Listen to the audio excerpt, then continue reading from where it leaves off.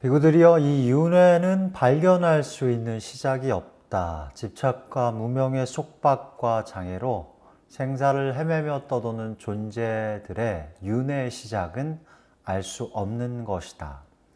비구들이여, 만약에 여기 한 사람이 있어 인도에 있는 모든 나무의 잎, 줄기, 가지를 모아 큰 무더기를 만든다 생각해보자.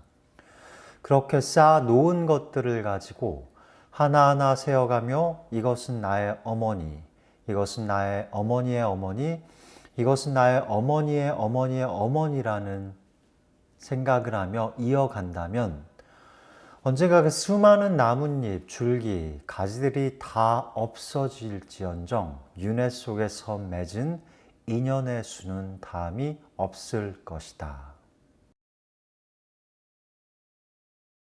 이 불교를 생각하면 가장 먼저 떠오르는 단어 중에 하나가 윤회가 아닐까 싶은데요.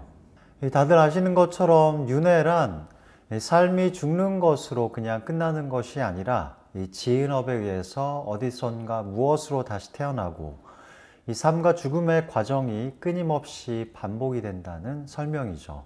이 삶과 죽음이 건널 수 없는 강의 경계처럼 나누어져 있어서 이 사람이 죽어서 또다시 어떤 무언가로 다시 태어난다는 이 윤회 설명은 이 좀처럼 믿기 힘든 무엇입니다.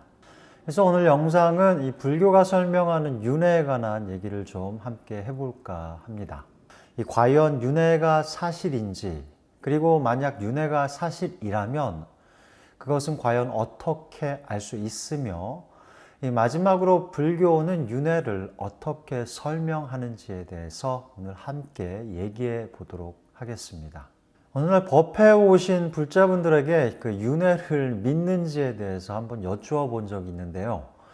자, 혹 윤회를 믿지 않으시는 분들이 있으면 손을 들어보라 얘기를 했는데 거의 한 3분의 1가량이 손을 들었습니다.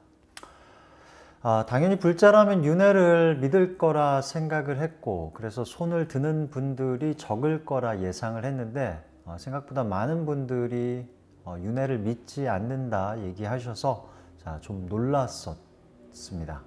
이제 가끔 TV를 보다 보면 이 체면을 통해서 전생 체험하는 장면을 보여주곤 하죠. 이 최면에 걸린 사람이 그 눈을 감고 이 마음속에서 보여지는 것을 꿈을 꾸듯 묘사를 합니다. 그리고 지금의 자신의 모습과는 전혀 다른 사람, 그리고 내가 지금 사는 곳과는 전혀 다른 시간과 장소의 어떤 삶을 묘사를 하죠.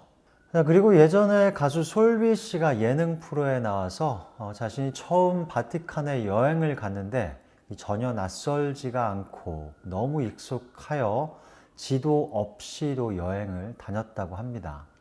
이것이 참 신기한 경험으로 남은 와중에 어느 날 무속인을 만났는데 자신이 전생에 로마 공주였다는 설명을 했다고 하죠. 또 형각 스님이 쓰신 책에 보면 애국가만 나오면 항상 눈물이 나오곤 해서 어느 날 숭산 스님께 그것을 여쭈어 보니 형각 스님이 전생에 일제시대 한국 독립군이라는 대답을 하셨다고 나와 있습니다. 이 윤회와 환생에 관한 소재는 참으로 재미있는 소재인지라 자주 영화에서도 다루어지고 있습니다. 이병헌 씨 주연의 이 번지 점프를 하다라는 영화를 보면 윤회에 관한 얘기가 재미있게 녹아있죠.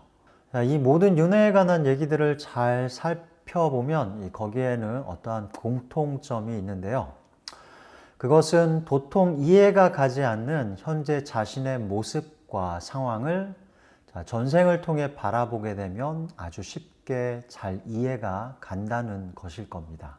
예를 들어 형각 스님의 경우처럼 이 머리 하얀 백인이 뜬금없이 들어보지 못한 한국과 애국가에 계속 눈물을 흘린다면 당연히 그 이유를 알 수 없어 마음이 답답하겠죠. 그러다가 큰 스님께 자신이 전생에 한국 사람이었다는 그 윤회의 설명, 전생의 설명을 듣는다면 현재 그런 이상한 자신의 모습을 잘 이해할 수 있을 테고요. 이러한 것은 솔비 씨도 마찬가지 경우겠죠. 자, 어디 여행을 처음 갔는데 그곳이 마치 자신이 살던 곳처럼 익숙한 경험을 사람들은 곧잘 하게 됩니다. 자, 만약 이것도 우리가 전생과 윤회를 통해 설명을 붙인다면 좀 더 쉽게 이해를 할 수 있는 부분이기도 하고요. 많은 사람들이 이 전생에 대한 체험을 하고 불교에서도 윤회와 전생을 사실이라 얘기하죠. 하지만 불행히도 윤회는 과학적으로 객관적으로 증명한 가능한 사실이 절대 아니죠. 자, 이 윤회와 전생의 증명이 불가능한 이유는 자, 대부분의 사람들이 자신의 과거의 삶을 기억할 수가 없고 또한 시간이 거꾸로 흐르지 않아 이 깨닫지 못한 사람에게는 이 삶과 죽음의 경계가 참 명확히 나누어져 있기 때문이죠.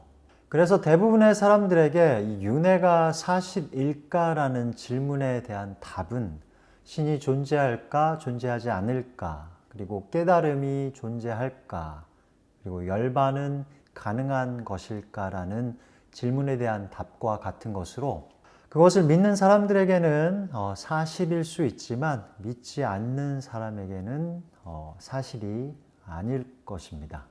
다시 말해서 윤회는 종교의 초월적 영역으로 오직 믿음에 의해서만 사람들에게 사실로 받아들여질 수 있는 종교적 사실 혹은 주관적 사실이라고 얘기를 할 수 있지 않을까 생각을 합니다. 해서 부처님의 가르침을 믿는 불자들에게는 이 믿기 힘든 윤회는 이 부처님에 대한 믿음을 통해서 사실이 되고요. 이 경전의 곳곳에서 부처님께서는 윤회와 전생에 관한 얘기를 하시고 그래서 부처님의 가르침을 믿는 우리 불자들에게 이 믿기 힘든 윤회는 이 부처님에 대한 믿음을 통해 사실이 되죠. 자, 윤회에 관한 부처님의 가르침에서 중요한 것은 자, 믿음으로 출발하는 윤회는 종교적 사실이지만 이 나중에 수행을 통해서 충분히 가능한 체험적 사실이 된다는 것에 있을 것 같습니다. 다시 말해서 윤회는 이 보통 사람의 눈으로는 이 확인이 가능하지 않지만 지혜를 완성한 부처님과 여러 수행의 경지를 성취한 사람들이 알 수 있는 것이라고 불교 경전들은 이 설명을 하고 있죠. 그래서 완전히 깨달은 사람 부처는 이 자신의 전생뿐만이 아니라 이 모든 존재들의 과거생을 다 알 수 있다고 하고 자, 불교에서는 이것을 보통 숙명통이라 하죠. 또한 부처님은 때때로 자신들이 제자들이 죽었을 때 그들이 현생의 업에 의해서 다시 어느 곳 어디에서 무엇으로 태어날지를 알려주시는데요. 자, 지은 업을 토대로 다음 세계에 어떻게 태어날지를 아는 특별한 능력을 불교에서는 또한 이 천안통이라 하죠. 이 숙명통과 천안통은 이 수행을 통해서 모든 사람이 다 가질 수 있는 능력이고요. 자, 이처럼 불교에서는 보통 사람의 눈으로 소위 중생의 눈으로 알 수 없는 전생과 윤회가 이 깨달음과 수행을 통해 체험할 수 있는 사실, 진실이라고 얘기를 합니다. 그래서 혹 전생이 궁금하신 분들이 계시다면 참선과 명상을 열심히 해서 스스로 볼 것을 권해 드려 보겠습니다. 참고로 저는 아직 전생을 보지 못했고요.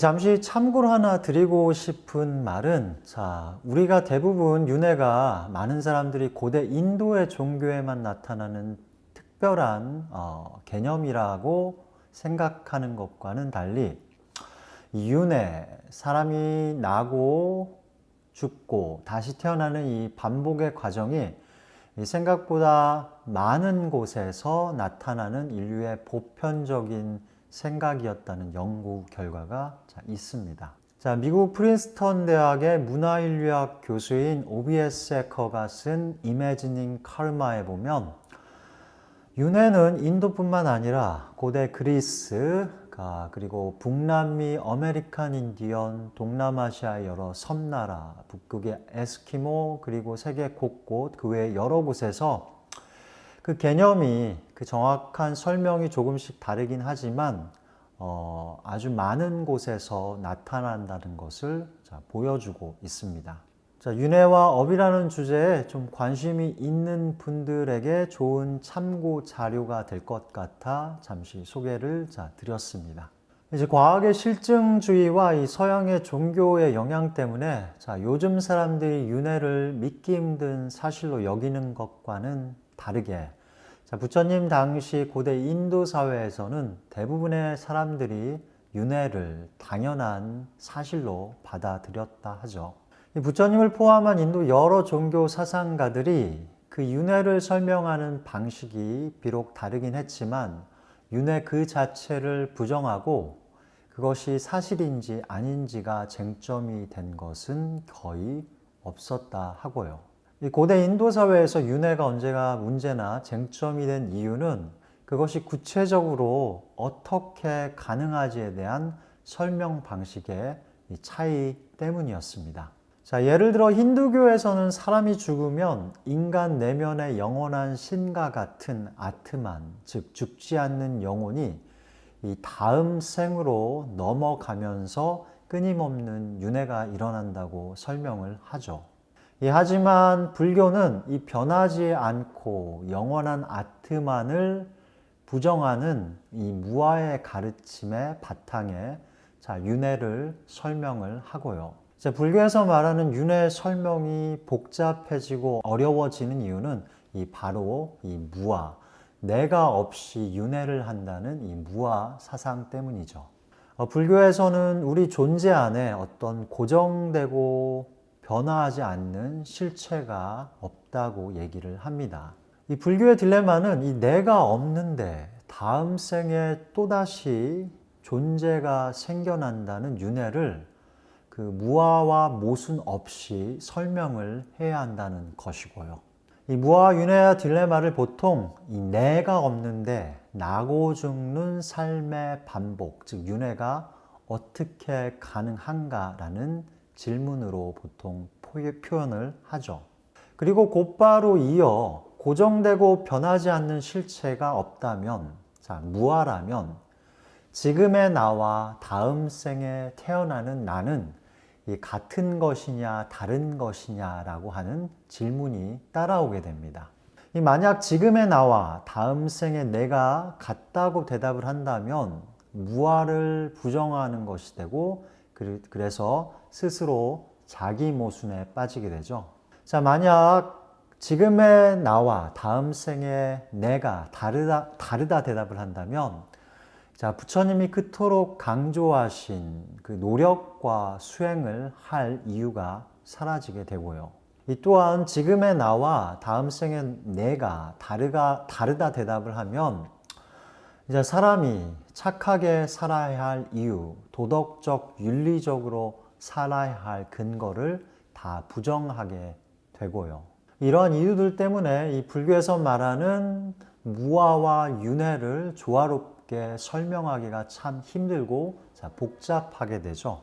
그래도 이 무아와 윤회를 조화롭게 설명하고자 이 불교는 크게 윤회를 세 가지 방식으로 설명을 하는데요.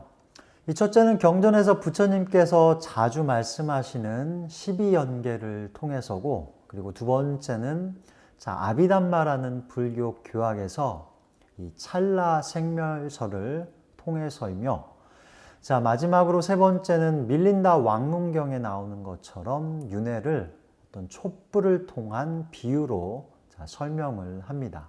이 세 가지를 각각 하나하나 대략적으로 살펴보면 이 경전에서 부처님은 고통 속에서 윤회하는 존재의 모습을 보여주기 위해 소위 12연기로 표현되는 가르침을 자주 제자들에게 설명을 하시죠. 이 12연기에 나타난 12가지의 요소들이 이 과거, 현재, 미래 세 그룹으로 나누어져 그 안에서 무명과 집착을 통해 어떻게 윤회가 일어나는지를 설명을 하시고요. 이 12연기로 윤회를 12가지로 윤회를 설명하는 가운데 부처님께서는 이 12가지 모두 하나하나가 고정되고 불변하는 실체가 아니라 강조를 하시는 것으로 이 무아와 윤회를 조화롭게 설명을 하시게 됩니다.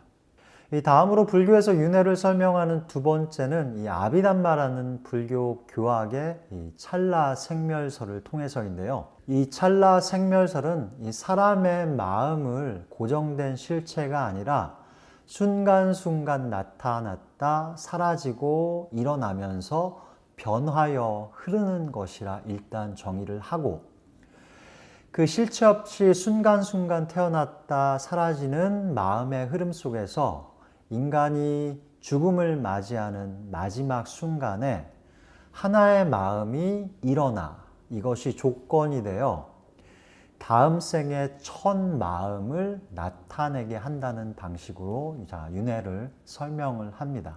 윤회를 설명하는 이 세 번째 비유 방식은 바로 이 아비달마 교학의 찰나 생멸설에서 설명한 이 삶의 마지막 순간에 나타나는 마음이 다음 생의 첫 마음을 가능하게 하는 그 장면을 하나의 촛불이 다른 초를 켜고 사라지는 것으로 비유를 하는 것이고요.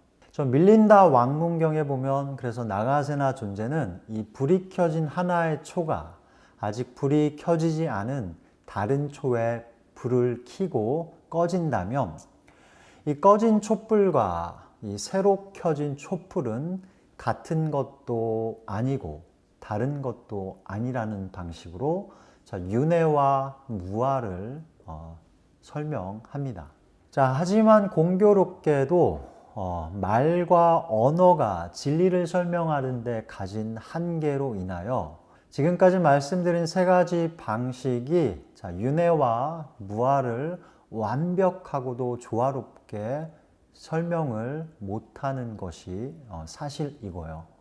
오늘 영상을 다시 요약해드리면 우리 불자들에게 윤회는 부처님에 대한 믿음을 바탕으로 시작하는 종교적 사실이며, 이 종교적 사실은 다시 각자의 수행을 통해서 구체적 경험적 사실로 변한다 말씀을 드렸습니다.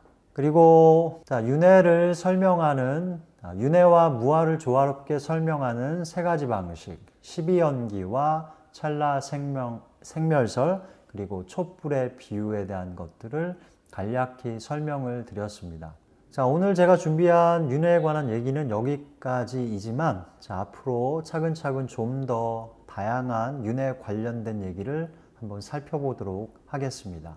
혹 궁금하신 것과 여러 다양한 의견이 있다면 댓글로 남겨주시기를 부탁드리겠습니다. 방송을 보시는 분들과 모든 존재들이 항상 고통 없이 편안하고 행복하시기를 부처님 전에 기원하겠습니다. 저는 지금까지 좋은 불교 만들기의 도신이었습니다. 감사합니다.